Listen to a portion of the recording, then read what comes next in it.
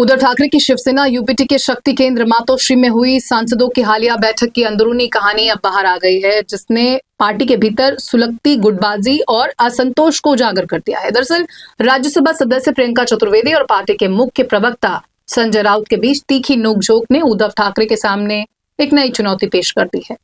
बैठक में चतुर्वेदी ने न केवल अपनी नाराजगी जाहिर की, बल्कि पार्टी के फैसलों पर सीधे सवाल उठाकर सबको चौंका दिया। सूत्रों के मुताबिक बैठक के दौरान प्रियंका चतुर्वेदी का गुस्सा संजय राउत पर फूट पड़ा। उन्होंने आक्रामक लहजे में कहा, मैं विरोध दर्ज कराना चाहती हूं। दरअसल चतुर्वेदी की नाराजगी का मुख्य कारण राज्यसभा चुनाव को लेकर संजय राउत के बयान थे। राउत ने सार्वजनिक रूप से कहा था कि शरद पवार राज्यसभा चुनाव लड़ने के इच्छुक हैं।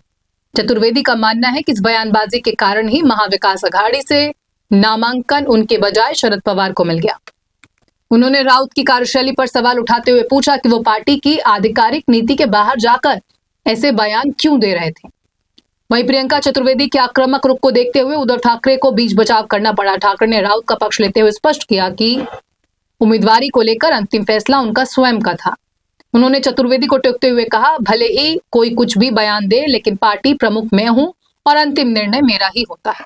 इसी बीच बैठक में मौजूद अन्य सांसदों ने भी चतुर्वेदी पर पलटवार किया। सांसदों ने उनके पिछले 6 साल के कार्यकाल की उपलब्धियों पर सवाल उठाते हुए पूछा कि उन्होंने सांसद के रूप में जमीनी स्तर पर क्या ठोस काम किया है।